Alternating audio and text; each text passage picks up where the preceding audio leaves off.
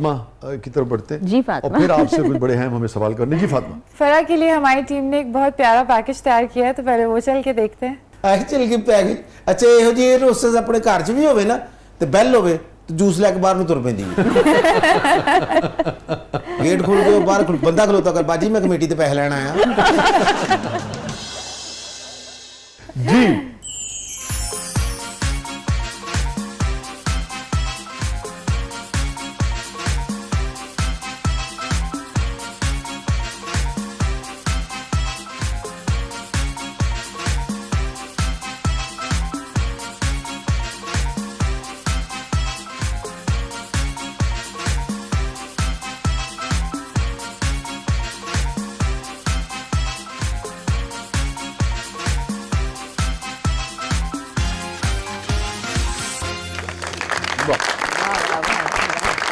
बड़ा अच्छा पैकेज बनाया और काफी सारी यादें इससे ताजा हो गई। पहला आज देखा आपने बिल्कुल हाँ, छोटा सा हाँ, था, माशाल्लाह। उससे बहुत बातें करता था, अब बड़ा हो गया, अब उतनी बातें नहीं करता, हाँ। जरा सीरियस हो गया है। पिछले दिनों मैंने गजल कही, उसका वो ये बच्चों के हवाले से, उसके हवाले से उसका मतलब यही है, एक बात कहूँ गर हो इजाजत मेरे बच्चों, एक बात कहूँ गर हो इजाजत मेरे बच्चों, अब क्यों नहीं करते हो शरारत मेरे बच्चों। वाह वाह वाह।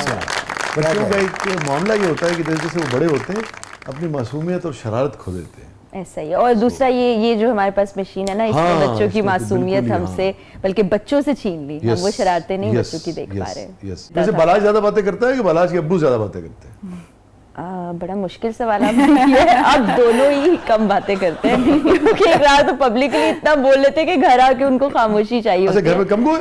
शुरू से ही बहुत अच्छा, अच्छा, खामोश अच्छा, थे। अच्छा मैं भी जाती तौर पर ट्विटर पे तो बहुत बोलते हैं आजकल। लिख के बोलते हैं ना, वो जरा आसान होते हैं। ਨਹੀਂ ਤੁਸੀਂ ਰਕਸ਼ੇ 'ਚ ਬੈਠੇ ਹੋਏ ਹੋ ਜੀ। ਤੇ ਉੱਥੇ ਤੁਸੀਂ ਇਕਰਾਰ ਸਾਹਿਬ ਨੂੰ ਇਹ ਕਹਿ ਰਹੇ ਹੋ ਕਿ ਤੁਸੀਂ ਇਹ ਕੰਮ ਨਾ ਛੱਡਿਆ ਤੇ ਮੈਂ ਰਕਸ਼ਾ ਲੈ ਕੇ ਚੱਲੀ। नहीं, मेरा एक इनसे सवाल है, चश्मा लगाकर आप क्यों बैठे हैं स्टूडियो के ਮੈਨੂੰ अंदर? ਇੱਥੇ ਸਾਰੇ ਟॉम क्रूज कहते ਨੇ। ये बात टॉम क्रूज को पता है? ਉਹਨੂੰ ਨਾ ਪਤਾ ਹੋਵੇ ਇਹਨੇ ਏਰੀਆ 'ਚ ਤਾਂ ਪਤਾ ਹੈ ਨਾ।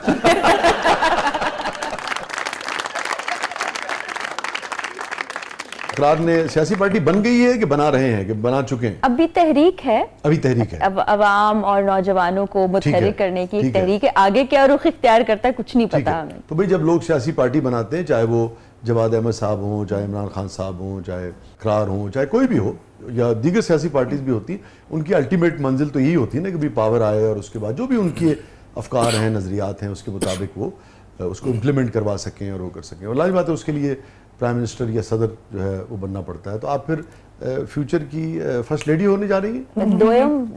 दोयम कह देते थे, इतनी सारी बेगमात है तो। वैसे इकरार का वज़ीर-ए-आज़म बनने का इरादा नहीं है, बनाने का। बच्चों को मोटिवेट कर रहे हैं कि आप भी आओ, आप भी बन सकते हो, व्हाई नॉट। तो वो तहरीक है। तो आपसे डिस्कस किया था उन्होंने कि भाई मैं ये करने जा रहा हूँ, या आपको सिर्फ बताया? हम डिस्कशन होती, काम के हवाले से काफ़ी हमारी डिस्कशन होती है। जब भी कोई नया आइडिया मेरे दिमाग में आता है या इकरार के दिमाग में आता है तो वो डिस्कस करते हैं कि अच्छा ऐसे है, ये है, कैसा है। तो फिर मैं उसका तनकीदी जायजा भी लेती हूँ, सिर्फ ये नहीं कि जी जी हाँ हाँ कर लेना। तो वो काफ़ी दफ़ा एक्नॉलेज भी करते हैं, काफ़ी जो चीज़ें होती हैं। तो ये सियासी पार्टी के हवाले से डिस्कस हुई थी आपसे? ये बेसिकली वही था कि क्यों एक आम बच्चा, एक नौजवान हम में से उठ के क्यों नहीं आ सकता और वजीर आजम बन सकता।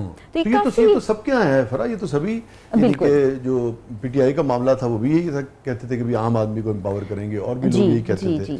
कहते थे लेकिन प्रैक्टिकली किया नहीं किसी ने। और मुझे पूरा भरोसा और उम्मीद है कि इकरार प्रैक्टिकली भी ऐसे ही करेंगे जैसा वो कह रहे हैं। ये देखिए, मैंने उनसे पूछा कि जी पार्टी का नाम क्या रखेंगे आप, या तहरीक का नाम क्या रखेंगे आप? तो उन्होंने कहा देखो मैं तो तहरीक चला रहा हूँ, इस पे नौजवान आएंगे, जब वो एक प्लेटफॉर्म पर आ जाएंगे, वो बैठेंगे, वो अपना चेयरमैन, सेक्रेटरी जो भी ओहदे होते हैं वो खुद चुनेंगे, खुद पार्टी का नाम वो तफवीज़ करेंगे या मतलब सोचेंगे उनमें से जो वो चाहेंगे। यानी जमहूरियत पार्टी से ही शुरू होगी तो फिर आगे बढ़ेगी। इंडिजिनस जिसे कहते हैं ना कि खुद से ये कंसीव नहीं की गई है, ये तासुर क्यों पैदा होगा? ये तो तासुर कोई भी आज उठ के नारा लगाएगा तब्दीली का या पार्टी बनाने का या एक नई सोच का, तो हमारे अंदर बिल्ट इन चला आ रहा है ना कि जो भी पार्टी आती है हम कहते हैं कि जी इसको लाया जा रहा है। तो ये तासुर है। लोगों ने मुझसे भी सवाल किया।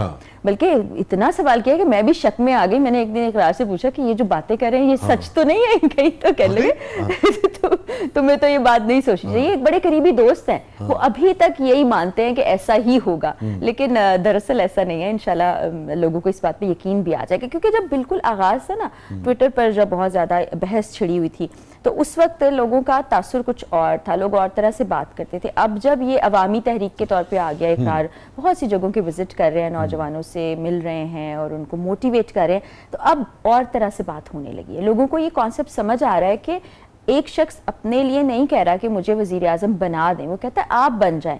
मेरा नहीं ख्याल कि इससे पहले किसी ने ऐसी कोई बात की हो। ये क्यों तासुर आता है कि एक ही पार्टी को आपकी तरफ से या इकरार की तरफ से हिट किया जाता है? बहुत सारे और भी जो दीगर पार्टीज हैं वो भी तो बहुत सारी गलतियां वो याद नहीं रखा जाता, किया तो सब पे, तनकीद सब पे की जाती है। अगर मैं अपने करियर की भी बात करूं तो हम कराची में बहुत वक्त गुजार के लाहौर आए, तकरीबन 12 साल का वक्त वहाँ गुजरा।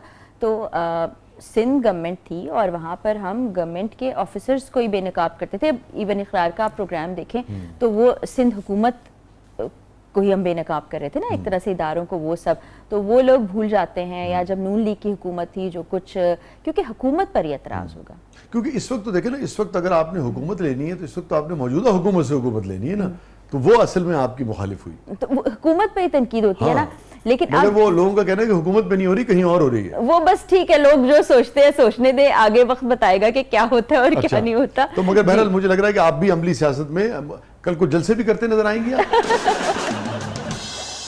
तकरीरें तो की हैं कॉलेज में, यूनिवर्सिटी में, तो तकरीर करना मुश्किल नहीं है, लेकिन सियासत से रिलेटेड तकरीर मेरा नहीं ख्याल। वैसे किसी चीज़ से मुझे किसी बड़े ने ये सिखाया था कि ये कभी भी नहीं कहना चाहिए कि 100% ऐसा नहीं हो सकता, क्योंकि बाज़ औक़ात इंसान को अपने जहन का और अपने किस्मत नसीब का भी नहीं पता होता।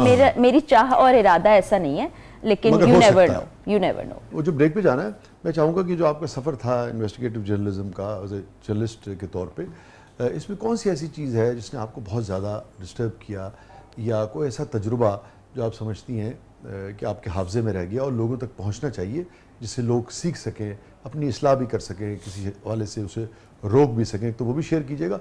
दूसरी ये भी बताइएगा कि आप सीनियर थी या इकरार सीनियर थी, ये जो हमारा ये जो स्टिंग ऑपरेशन वाले और इस तरह की जो इकरार का प्रोग्राम ही पहले शुरू हुआ था, फिर इकरार को। और आप उससे कितनी जूनियर थी प्रोग्राम में? हाँ, मोरलेस कुछ मार्क का फर्क होगा। अच्छा अच्छा अच्छा अच्छा, प्रोग्राम पहला ਉਹਨਾਂ ਦਾ ਸ਼ੁਰੂ ਹੋਇਆ, ਸੀਨੀਅਰ ਇਹ ਸਨ।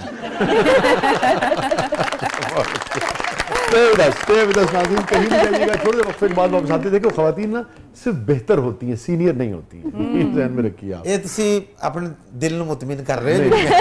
वो बेहतर होती हैं, सीनियर नहीं होती हैं, आप ही ध्यान में। वो एक बड़ा खूबसूरत जुमला है, औरतें खूबसूरत होती हैं या बहुत खूबसूरत होती हैं। नहीं बिल्कुल ठीक बात है, कोई शक नहीं। अभी कहीं नहीं जाइए। छोटे से वक्त के बाद वापस आते हैं। हमारे साथ मौजूद हैं बहुत ही टैलेंटेड खातून मोहतरमा फराह इकरार साहिबा। आप देख रहे हैं जबरदस्त प्रोग्राम के बदले में आपके लिए बहुत कुछ।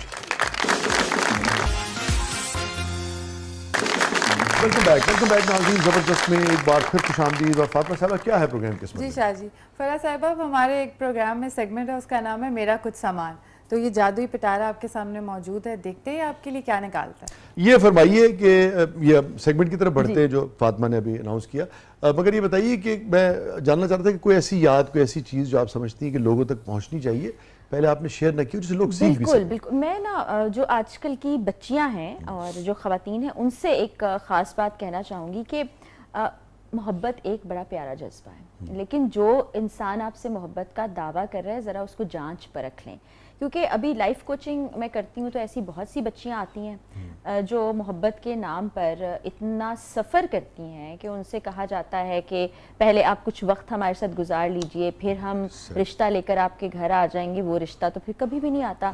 कुछ लोग यहाँ तक उनको मजबूर करते हैं कि घर का सब साजो सामान जमा करो और आ जाओ तुम मेरे पास, घर वालों को बाद में मना लेंगे।